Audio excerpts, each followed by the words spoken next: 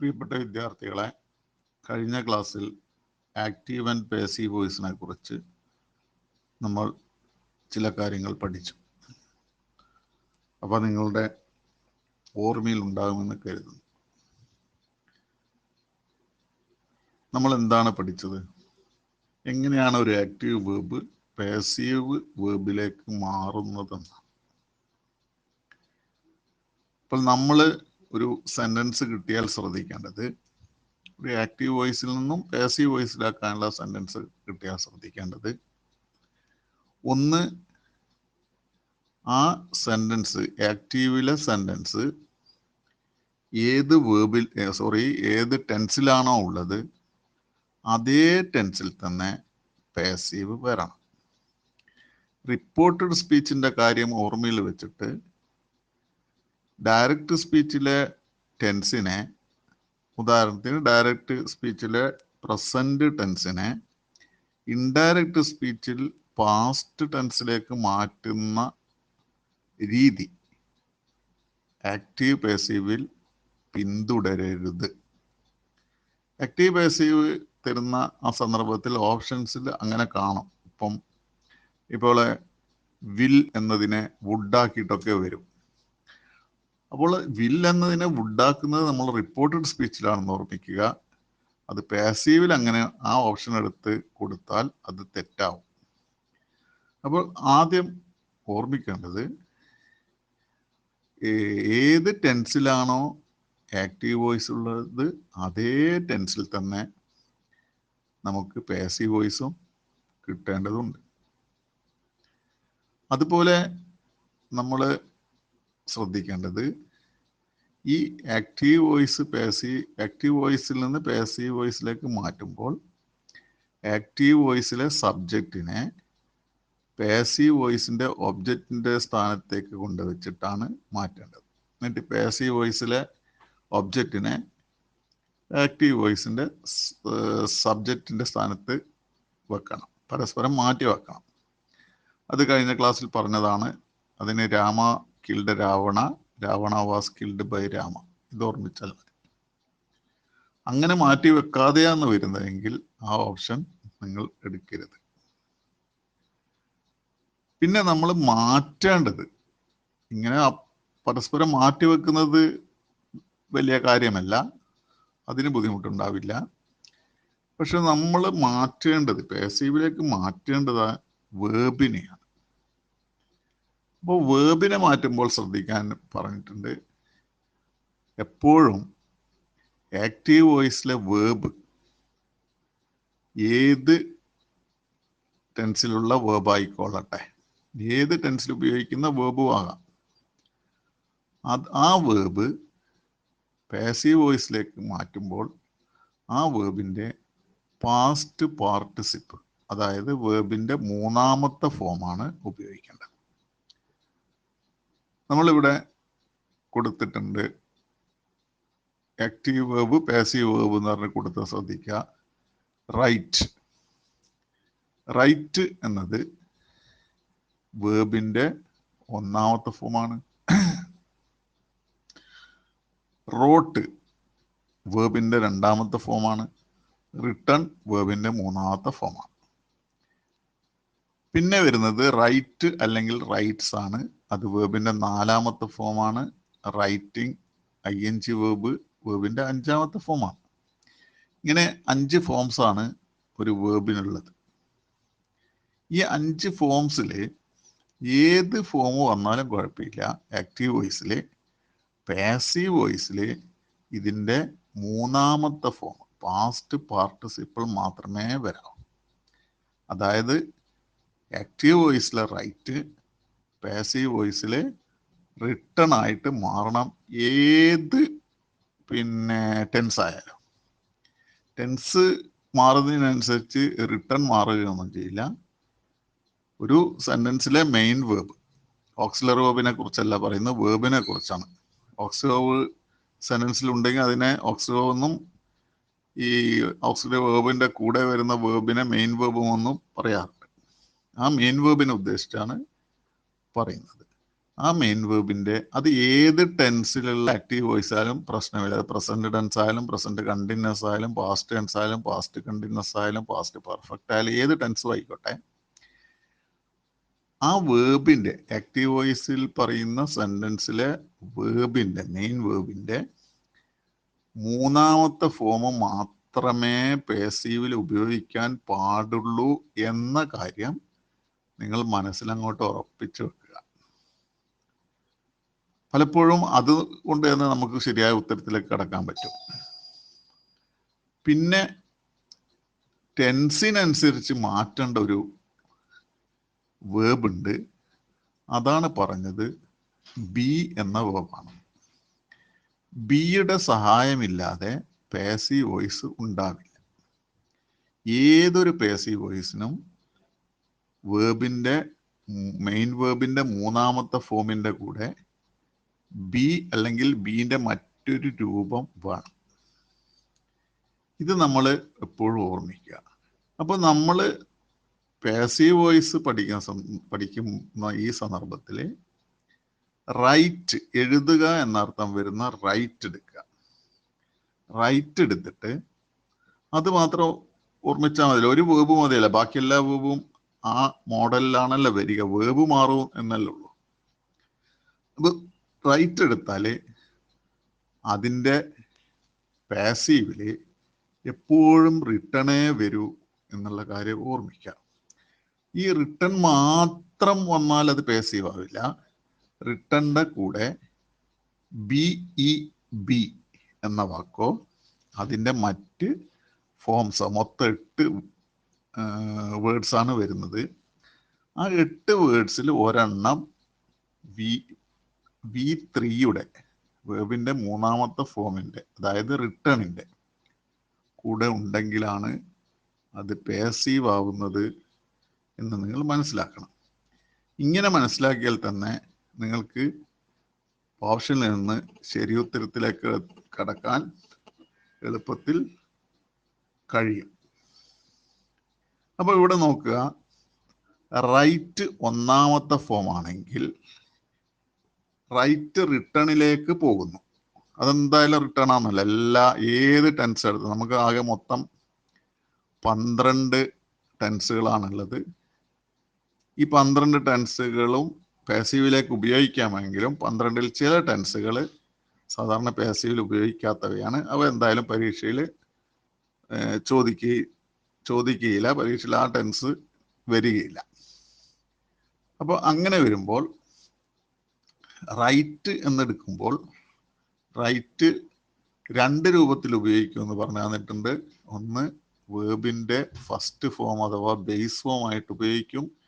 പിന്നെ ഒന്ന് റൈറ്റ് ഉപയോഗിക്കുന്നത് സിമ്പിൾ പ്രസന്റ് ടെൻസിലാണ്, അതായത് വേർബിന്റെ 4ാമത്തെ ഫോമിലാണ് റൈറ്റ് എന്നും റൈറ്റ്സ് എന്നും വരുന്നത്.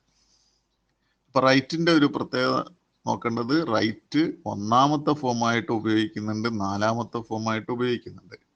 1ാമത്തെ ഫോമായിട്ട് ഉപയോഗിക്കുമ്പോൾ റൈറ്റിന്റെ കൂടെ ഓക്സിലറി വേർബ് ഉണ്ടായിരിക്കും സാധാരണ ഒരു സ്റ്റേറ്റ്മെന്റിൽ അല്ലെങ്കിൽ ഒരു ക്വസ്റ്റ്യനിൽ. 1ാമത്തെ ഫോം ഇമ്പരേറ്റീവ് സെൻസിൽ ഉപയോഗിക്കുമ്പോഴാണ് ഓക്സിലറി വേർബ് ഇല്ലാതിരിക്കുക. ആ സമയത്ത് ഇമ്പരേറ്റീവ് സെൻസിന്റെ തുടക്കത്തിൽ മാത്രം, ഇപ്പോൾ റൈറ്റ് ഇൻ ഇംഗ്ലീഷ് അല്ലെങ്കിൽ റൈറ്റ് ഇൻ ഇംഗ്ലീഷ് പ്ലീസ് അങ്ങനെ പറയുന്ന സന്ദർഭത്തിൽ ആ റൈറ്റ് 1ാമത്തെ ഫോമാണ്. അവിടെ ഓക്സിലറി ഉപയോഗിക്കുന്നില്ല. അത് ഇമ്പരേറ്റീവ് സെൻസ് നെഗറ്റീവിലേക്ക് പോകുമ്പോൾ ഡു എന്ന ഓക്സിലറി മാത്രം ഉപയോഗിക്കും. നെഗറ്റീവിൽ നോട്ട് ചേർക്കണമെങ്കിൽ ഒരു ഓക്സിലറി വേണം, അത് ഡു ആണ് ഇമ്പരേറ്റീവില്. അപ്പോൾ ഡോണ്ട് റൈറ്റ് ഇൻ ഇംഗ്ലീഷ് എന്നാണ് പറയാ. അപ്പൊ റൈറ്റ് ഇമ്പരേറ്റീവ് അല്ലാത്ത രൂപത്തിൽ നമ്മൾ സ്റ്റേറ്റ്മെന്റിലോ അല്ലെങ്കിൽ പിന്നെ ഇൻട്രോഗേറ്റീവിലോ ക്വസ്റ്റ്യനിലോ ഉപയോഗിക്കുന്ന സന്ദർഭത്തിൽ 1ാമത്തെ ഫോമിലാണ് ഉപയോഗിക്കുന്നതെങ്കിൽ അതിൻ്റെ കൂടെ ഓക്സിലറി വേർബ് ഉണ്ടാകും. ഇനി ഓക്സിലറി വേർബ് ഇല്ലാതെയാണ് റൈറ്റ് വരുന്നതെങ്കിൽ അത് മനസ്സിലാക്കേണ്ടത് അത് 1ാമത്തെ ഫോമല്ല, അത് 4ാമത്തെ ഫോമാണ്, അഥവാ സിമ്പിൾ പ്രസന്റ് ടെൻസ് ആണ്. അതൊന്ന് മനസ്സിലാക്കണം. ഇത് ഒന്ന് പ്രത്യേകമായിട്ട് നിങ്ങൾ നോട്ട് ചെയ്യണം. അപ്പോൾ റൈറ്റ് നമ്മളിപ്പം പറയുന്നത് ഒന്നാമത്തെ റൈറ്റ് ആണ്, ബേസ് ഫോം ആണ്. നിങ്ങൾക്കറിയാം റൈറ്റ്, റോട്ട്, റിട്ടേൺ എന്ന്. ആ ബേസ് ഫോമിൽ റൈറ്റ് എന്ന് പറയുന്നത് ആക്റ്റീവ് വോയിസ് തന്നെയാണ്. ആക്റ്റീവിൽ മാത്രമേ റൈറ്റ് ഉപയോഗിക്കാൻ പറ്റൂ. അത് പാസീവിലേക്ക് പോകുമ്പോൾ ഈ റൈറ്റിനെ റിട്ടേൺ ആക്കണം. എന്നാൽ റിട്ടേൺ എന്ന് കാണുമ്പോൾ അത് പാസീവ് ആണെന്ന് ധരിക്കാൻ പാടില്ല. കാരണം റിട്ടേണിൻ്റെ കൂടെ ബി ഉണ്ടോ അല്ലെങ്കിൽ ബിയുടെ ഏതെങ്കിലും ഫോം ഉണ്ടോ എന്ന് നോക്കണം. അപ്പോൾ ഇവിടെ കൊടുത്തത് ശ്രദ്ധിക്കുക. ബി റിട്ടേൺ എന്ന് പറഞ്ഞാൽ പാസീവ് ആണ്, വാസ് റിട്ടേൺ എന്ന് പറഞ്ഞാൽ പാസീവ് ആണ്, വേർ റിട്ടേൺ എന്ന് പറഞ്ഞാൽ പാസീവ് ആണ്, ബീൻ റിട്ടേൺ പാസീവ് ആണ്, ആം ഈ അല്ലെങ്കിൽ ഈസ് അല്ലെങ്കിൽ ആർ റിട്ടേൺ എന്ന് പറഞ്ഞാൽ പാസീവ് ആണ്, അതുപോലെ ബീയിങ് റിട്ടേൺ എന്ന് പറഞ്ഞാൽ പാസീവ്. ഇതെല്ലാം ബിയുടെ ഫോമാണ്. അപ്പോൾ റൈറ്റ് ഒന്നാമത്തെ ഫോം ആണെങ്കിൽ ബിയുടെ ഒന്നാമത്തെ ഫോമാണ് നമ്മൾ പാസീവിൽ ഉപയോഗിക്കേണ്ടത്. ബിയുടെ വേറെ ഫോംസ് ഉപയോഗിക്കാൻ പാടില്ല. എന്നിട്ട് ബിയുടെ ഒന്നാമത്തെ ഫോമിന്റെ കൂടെ റിട്ടേൺ ചേർക്കുമ്പോൾ റൈറ്റിന്റെ പാസീവായി. റൈറ്റ് ഒന്നാമത്തെ ഫോം, ബി ഒന്നാമത്തെ ഫോം, പിന്നെ റൈറ്റിന്റെ മൂന്നാമത്തെ ഫോം. മൂന്നാമത്തെ ഫോം ഓർക്കുക, എപ്പോഴും മൂന്നാമത്തെ ഫോമേ പാസീവിലുണ്ടാവും. മാറി വരുന്നത് ടെൻസിനനുസരിച്ച് മാറി വരുന്നത് ബി ആണ്. അപ്പോൾ ഒന്നാമത്തെ ഫോമാണ് ബി. നമ്മൾ ആക്റ്റീവ് വോയിസിൽ നമ്മൾ നോക്കുക, ഈ ഒന്നാമത്തെ ഫോം ഉപയോഗിക്കുന്നത് മോഡൽ ഓക്സിലറി വേർബ്സിന്റെ കൂടെയാണ്. മോഡൽ ഓക്സിലറി വേർബ്സ് എന്ന് പറയുന്നത് will, would, shall, should, can, could, may, might, must, need, dare, ought to, used to. ഇതാണ് മോഡൽ ഓക്സിലറി വേർബ്സ്. ഈ മോഡൽ ഓക്സിലറി വേർബ്സിന്റെ കൂടെ ആണ് ഒന്നാമത്തെ ഫോം ഉപയോഗിക്കാൻ. മൊത്തം 13 എണ്ണമാണ് മോഡൽ ഓക്സിലറി വേർബ്സ് ഉള്ളത്. അപ്പോൾ നമ്മൾ എന്ത് ശ്രദ്ധിക്കണം എന്ന് വെച്ചാൽ, ക്യാൻ റൈറ്റ് എന്ന് കണ്ടാൽ ആക്റ്റീവ് വോയിസിൽ ആണത് വരുന്നത്. ക്യാൻ റൈറ്റ് അല്ല, ക്യാൻ റിട്ടേൺ എന്നല്ല. ക്യാൻ റൈറ്റ് എന്ന് കണ്ടാൽ ആ ക്യാന് അതേപടി വെച്ചോളാം, അതിനെ കുഡൊന്നും നോക്കാൻ പോയി കളയണ്ട. ഓക്സിലറി മാറുന്നില്ല, ക്യാനായിട്ട് വരും. അതോർക്കേണ്ടത്. ആക്റ്റീവ് വോയിസിൽ വില്ല് കണ്ടാൽ ആ വില്ലാണ് പാസീവിൽ ഉണ്ടാവേണ്ടത്. വുഡ് കണ്ടാൽ അതേ വുഡ് വേണം. ഷാല് കണ്ടാൽ ശ്രദ്ധിക്കണം, ഷാലായിട്ടല്ല വരുന്നത്. സാധാരണഗതിയിൽ അത് വില്ലായിട്ട് വരും. അതിനെക്കുറിച്ച് തുടർന്ന് പറയാം. ഷുഡ് കണ്ടാൽ അത് അതേപടി വെക്കുക. ക്യാന് കണ്ടാൽ ക്യാനായിട്ട് തന്നെ വെച്ചാൽ മതി. അതുപോലെ കുഡ്, ആക്റ്റീവിലെ കുഡ്, പാസീവിലെ കുഡ് തന്നെ, ആക്റ്റീവിലെ മേ, പാസീവിലെ മേ തന്നെ. ഇതുപോലെ മൈറ്റും, മസ്റ്റും, നീഡും, ഡയറും, ought to, used to ഒക്കെ കണ്ടാൽ നമ്മൾ അത് തന്നെ എടുത്തിട്ടാണ് പാസീവിലും വെക്കേണ്ടത്. ഓക്സിലറിയിൽ മാറ്റം വേണ്ട. അല്ല, ഷാലാണ് മാറുന്നത്. അതിനെക്കുറിച്ച് പിന്നീട് പറയാം. പിന്നെ നമ്മൾ ശ്രദ്ധിക്കേണ്ടതാണ് അതിന് ശേഷമുള്ള വേർബ്. ഇപ്പൊ ക്യാൻ റൈറ്റ് എന്ന് വന്നു, അല്ലെങ്കിൽ കുഡ് റൈറ്റ് എന്ന് വന്നു, അല്ലെങ്കിൽ മേ റൈറ്റ് എന്ന് വന്നു, മൈറ്റ് റൈറ്റ് എന്ന് വന്നു, വിൽ റൈറ്റ് എന്ന് വന്നു, അല്ലെങ്കിൽ വുഡ് റൈറ്റ് എന്ന് വന്നു. അങ്ങനെ എന്ത് വന്നോട്ടെ, അപ്പൊ അതേ ഓക്സിലറി വേർബ് പാസീവില് ഉണ്ടാവണം. അതേ ഓക്സിലറി വേർബ് ഉണ്ടാവുന്ന സന്ദർഭത്തിൽ അതിന്റെ ഒന്നിച്ചുള്ള വേർബ് നോക്കുക. നമ്മൾ ഉദാഹരണത്തിന് ഇപ്പൊ പഠിക്കാൻ വേണ്ടിയിട്ട് റൈറ്റ് എന്ന വേർബാണ് എടുത്തിട്ടുള്ളത്. റൈറ്റ് എന്ന വേർബിന്റെ പാസ്റ്റ് പാർട്ടിസിപ്പിൾ മൂന്നാമത്തെ ഫോം റിട്ടേൺ ആണല്ലോ. അപ്പൊ നമ്മൾ എന്ത് ചെയ്യണം? റിട്ടേൺ വെക്കണം. പക്ഷെ ക്യാൻ റൈറ്റിന് ക്യാൻ റിട്ടേൺ എന്ന് പറഞ്ഞാല് ശരിയാവില്ലല്ലോ. കാരണം ക്യാനിന്റെ കൂടെ ഒന്നാമത്തെ ഫോമാണ് ഉപയോഗിക്കുക, റിട്ടേണും മൂന്നാമത്തെ ഫോമായി.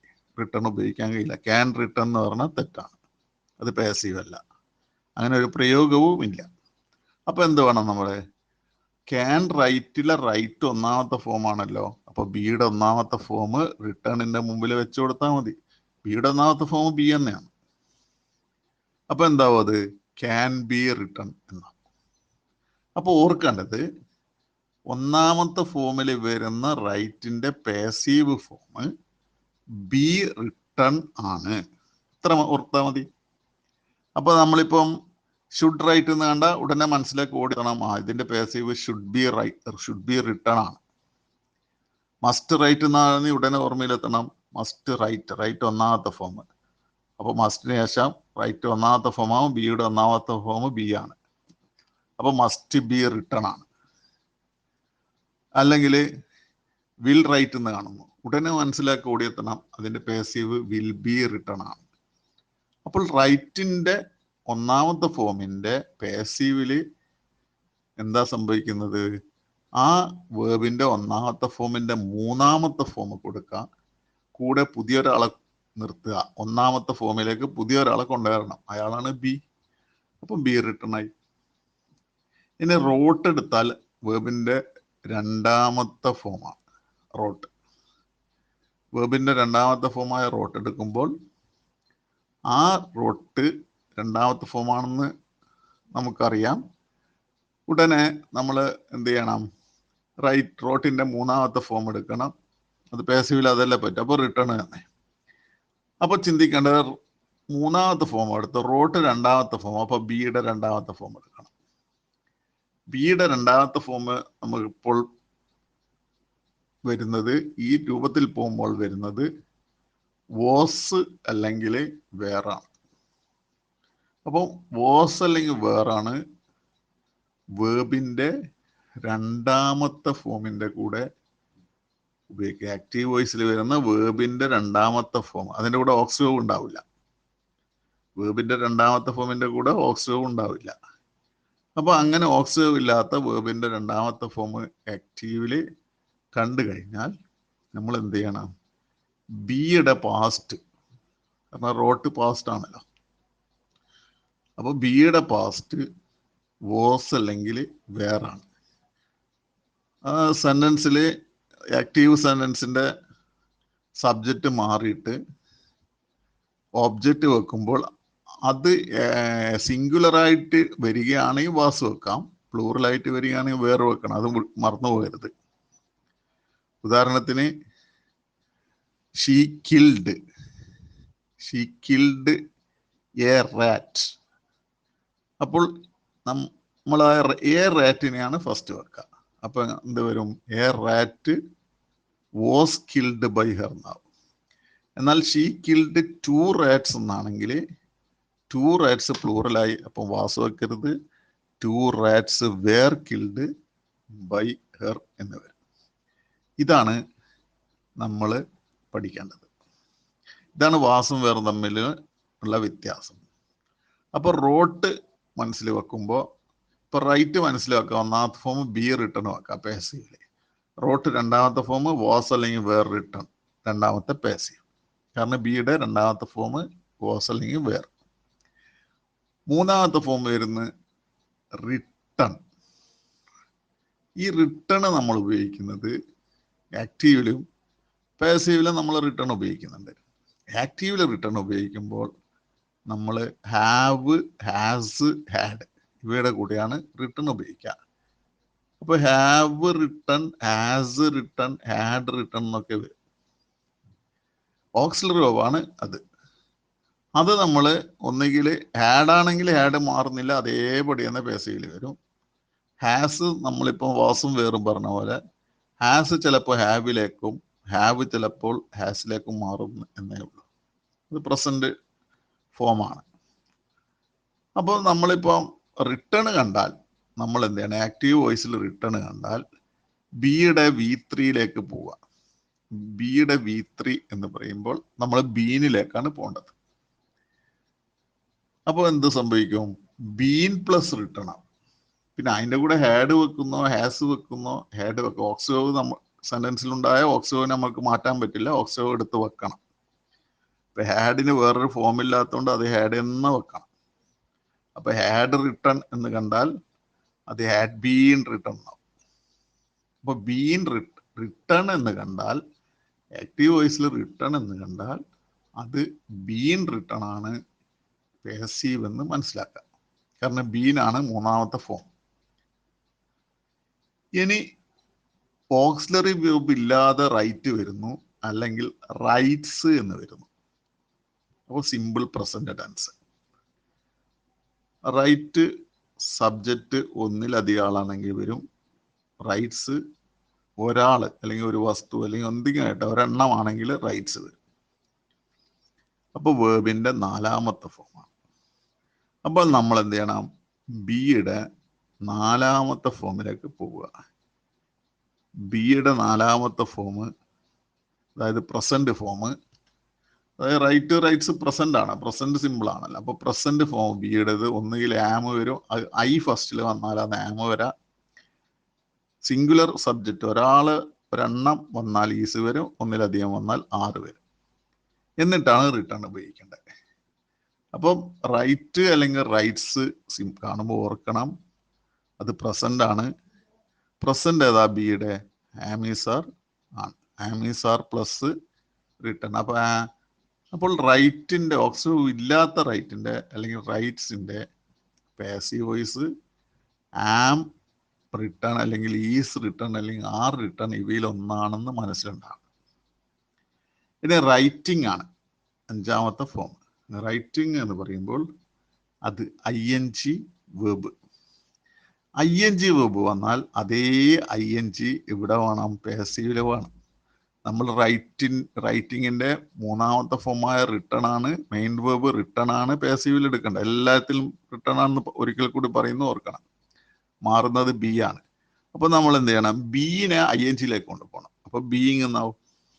എന്നിട്ട് ബീയിങ് റിട്ടേൺ എന്ന് പറയുമ്പോൾ അത് പാസീവ്. അപ്പോൾ ഇത് മനസ്സിലുണ്ടാക്കാം. ഒന്നാമത്തെ ഫോം റൈറ്റ്, ഒന്നാമത്തെ പാസീവ്, ബി റിട്ടേൺ ആണ്. റോട്ട് രണ്ടാമത്തെ ഫോം, അപ്പോൾ അതിന്റെ പാസീവ് വാസ് അല്ലെങ്കിൽ വേറെ റിട്ടേൺ ആണ്. റിട്ടേൺ മൂന്നാമത്തെ ഫോം, അതിന്റെ പാസീവ് ബീൻ റിട്ടേൺ ആണ്. Write or writes simple present tense, അപ്പോൾ പ്രസന്റ് ആണ്. അപ്പോൾ പ്രസന്റിൽ തന്നെ പോകണം. ബിയുടെ പ്രസന്റ് ആം ഈസ് ആർ ഇവയിൽ ഒന്നാണ്, പ്ലസ് റിട്ടേൺ ആണ്. റൈറ്റിംഗ് അഞ്ചാമത്തെ ഫോം, അത് ING വേർബാണ്.